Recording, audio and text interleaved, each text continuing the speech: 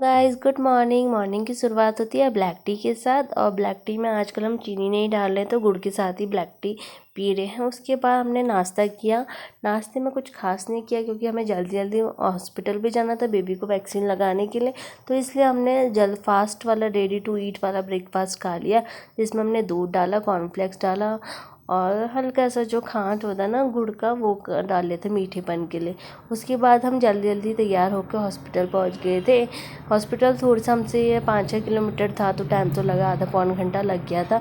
तो ये बेबी की वैक्सीनेशन कार्ड है, जिसके बिहार पे जैसे बेबी को वैक्सीन लगती है। तो हम आ गए थे, मॉर्निंग में ही आ गए थे। तो हमने नर्स से बोला कि हमें वैक्सीन लगानी है, तो नर्स ने बोला आपको वेट करना पड़ेगा, अभी तो नहीं हुआ है टाइम लगाने का वगैरह।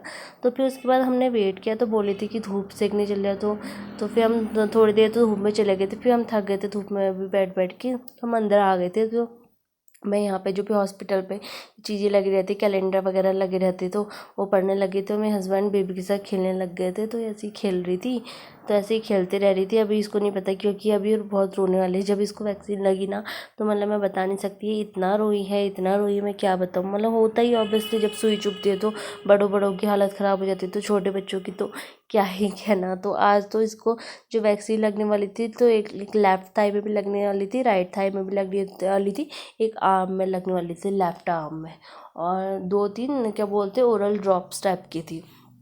तो वैक्सीनेशन हुआ उसके बाद ना ये बहुत रोने लगी थी, बहुत ज़्यादा। तो बड़ी मुश्किल से मैंने इसको शांत कराया। बहुत थक गई है, बहुत थक गई नीचू, नीचू नीचू नीचू बहुत थक गई है। नीचू रोना वाला, हम घर जाके रिटर्न मारेगी ना नीचू, है ना, है ना।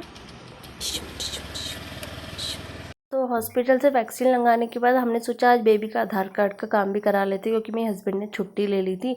तो हम आधार कार्ड का काम कराने के लिए बैंक में गए सबसे पहले। तो बैंक वाले ने मना कर दिया कि नहीं यहाँ पे नहीं होगा करके। तो फिर हम पहुँच गए थे पोस्ट ऑफिस। तो पोस्ट ऑफिस पहुँचे तो पोस्ट ऑफिस में काम हो गया था। तो पोस्ट ऑफिस में मतलब बहुत जल्दी ही काम हो गया। तो उन्होंने बोला न्यू बॉर्न का आधार कार्ड बनाना है तो जल्दी हो जाएगा, अदरवाइज़ किसी और का बनाना है तो इट विल टेक टाइम, ऐसा करके। तो फिर हमने बेबी का आधार कार्ड बना दिया था, मेरे हस्बैंड लग बैठे थे। उसके बाद जो पोस्ट ऑफिस वाले थे वो अपनी थोड़ी सी स्कीम वगैरह बताने लग गए थे कि अगर आप ये स्कीम लोगे तो आपको ऐसा फ़ायदा होगा, आपकी लड़की है तो सुकन्या समृद्धि योजना वाला आप लाभ ले सकते हैं वगैरह वगैरह। उसके बाद हम पोस्ट ऑफिस का काम करने के बाद हम आ गए थे मार्केट, क्योंकि मार्केट से हमें थोड़ी बहुत शॉपिंग करनी थी। वो क्योंकि हमारा जो घर है ना वो थोड़ा सा मार्केट से दूर है, तो हमें मार्केट आने के लिए सोचना पड़ता है बेबी को, क्योंकि कैरी करना वगैरह। तो इसलिए हम बहुत रेयरली मार्केट आते हैं। तो अभी हम मार्केट आए थे तो हमने सोचा काम कर लेते हैं। तो आप देख सकते हैं ये ना खुले में ऐसे अखरोट बिक रहे हैं, और यहाँ पे बीज वगैरह भी बिक रही थी, और हरी सब्जियाँ भी बिक रही थी। पहाड़ों में तो हरी सब्जियाँ मिल ही जाती हैं और प्योर भी मिलती होंगी शायद, क्योंकि यहाँ मिलावट तो अभी नहीं होती, लेकिन प्लेन्स में तो खासकर मिलावट होती है। ये सब फल फूल थे, तो थोड़ा हमने फल फूल लिए, थोड़े से हमने अखरोट वगैरह लिए, और बच्ची के लिए थोड़े से घर में पहनने के लिए कपड़े ले लिए। तो फिर कपड़े लिए। उसके बाद हमने सोचा यार हमारे पास खड़े मसाले नहीं है, जैसे हम चिकन मटन वगैरह बनाते हैं, तो खड़े मसाले ख़त्म हो गए थे। तो मैंने अपने हस्बैंड से बोला ये ले लेते हैं खड़े मसाले। तो थोड़े थोड़े खड़े मसाले हमने पैक कराना शुरू कर दिया था। फिर हमने उनसे बोला कि हमें तेज़ पत्ता भी चाहिए, तो उन्होंने तेज़ पत्ता से छुपा के रखा था, पता नहीं क्यों ये खोला नहीं था। वो आई थिंक लेते नहीं होंगे लोग, पता नहीं क्या है। तो हमने जो भी था, दालचीनी था, सौंफ वगैरह था, मेथी था, बहुत सारी चीज़ें थी यहाँ पे। तो हमने खड़े मसाले ले लिए। और यहाँ पे ना खड़े मसाले ना ये कांच का जो कप रखा है, सॉरी ये जो कांच का जो ग्लास रखा है ना उसकी हेल्प से दे देते कि जैसे 50 रुपये का आधा गिलास, 100 रुपये का एक गिलास, इस तरीके से माप के दे रहे थे। तो ऐसा हो रहा था। और दालचीनी का भी हमने दालचीनी भी ली, फिर तेज पत्ता वगैरह भी पैक करा दिया था। फिर हम मार्केट से जा रहे थे, वापस से हम कर रहे थे घर को।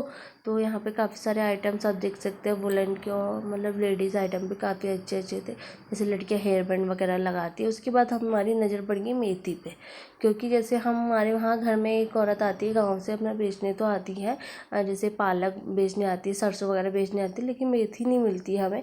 हमने ले ली थी मेथी, और फिर हमारी नज़र पड़ी मूँगफली पे, तो हमने मूँगफली वगैरह भी ले लिया था, क्योंकि अभी टाइम होता है कि हम ये थोड़ी सी शॉपिंग कर लेते हैं, फिर घर जाके तो दूर होती है मार्केट तो मतलब नहीं होता, तो मेरे हाथ में तो सारा सामान था। तो फाइनली हम घर पहुंच गए थे। तो घर में पहुंच के दिखाते हमने क्या क्या लिया। पहले तो ये मेरी बेबी को जहाँ पे वैक्सीन लगाता है तो हम वहाँ पे ना थर्मोफॉब वाली क्रीम लगा देते हैं, जिससे क्या बोलते हैं उसका जो सूजन हो जाता है ना वो कम हो जाता है। तो ये थर्मोफॉब वाली क्रीम भी ख़त्म हो गई थी, तो हमने नया पैकेट ले लिया था थर्मोफॉब का क्रीम का। तो मैं बेबी को जहाँ पे वैक्सीन लगी रहती है ना मैं वहाँ पे लगा दी थी। उसके बाद मैंने अपना ये बिटाडीन का पाउडर भी ले लिया था। जैसे जहाँ पे मेरी स्टिचेस वगैरह है तो मैं यहाँ पे ना बिटाडीन का पाउडर डालती तो सही रहता है। उसके बाद मैंने ना 3 गरम सॉक्स ले लिए थे, क्योंकि ठंड बहुत है तो गरम सॉक्स तो बहुत ज़्यादा ज़रूरी है। और उसके बाद ये जो बेबी के कपड़े ले लेते, गरम कपड़े ले लेते घर में पहनाने के लिए, कि बेबी को घर में गरम कपड़े पहनाऊँगी। तो ये 2 सेट लिए हमने। एक तो रेड कलर में है, बहुत प्यारा लग रहा था, मुझे तो बहुत सुंदर लग रहा था। और ख़ासकर ना मतलब अभी तो बच्चे छोटे होते तो लड़का लड़की के तो कोई ऐसा डिफरेंस नहीं होता है, लेकिन लड़कियों के पास, लड़कियों वाले बहुत ऑप्शंस होते हैं। जब जैसे आपकी बेबी गर्ल है तो मेरी भी ऑब्वियसली बेबी गर्ल है, तो अभी तो ऐसा कुछ नहीं होता, बॉटम वेयर अपर वेयर पहना दो। लेकिन ऊपर से विंटर्स के कपड़ों में तो क्या ही ऑप्शंस आएंगे, लेकिन गर्मियों के ऑप्शंस में, गर्मियों के कपड़ों में जो ऑप्शंस होते हैं काफ़ी ज़्यादा होते हैं। तो इस तरीके से मैंने बेबी का वगैरह की शॉपिंग की।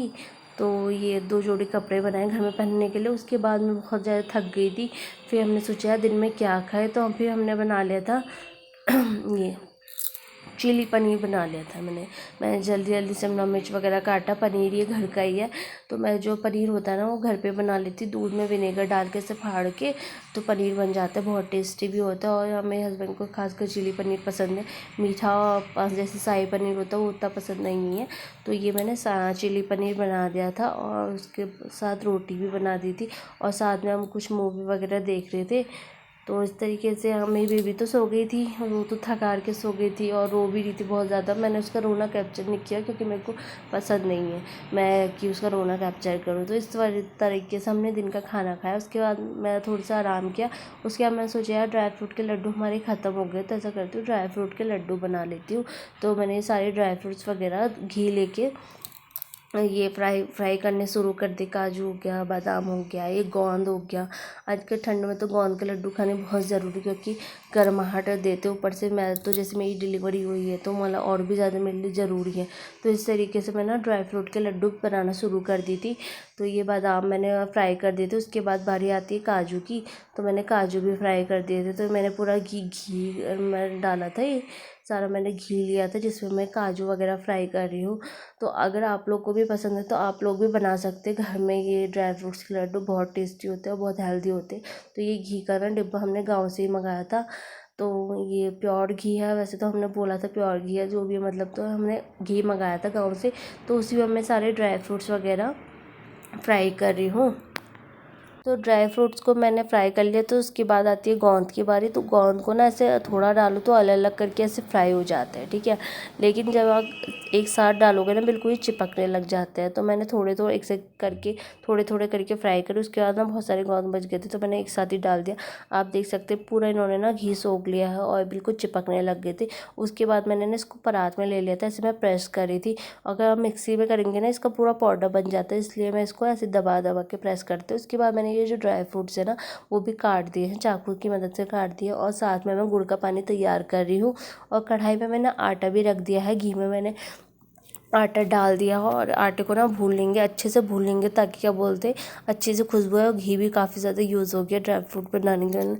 मैं ऑब्वियसली होता ही। उसके बाद हस्बैंड ने बोला यार रात को क्या बनाऊंगा। मैंने कहा मैं तो ड्राई फ्रूट के लड्डू बना बना के ही थक गई हूँ। उसके बाद हमारी किस्मत इतनी अच्छी रही कि हमारे बगल वालों के यहाँ ना बर्थडे था, तो उन्होंने ना हमें ये समोसे दे दिए, पुए दे दिया, और क्या बोलते ये केक भी दे दिया था, और ये भरी भी दे दिया था।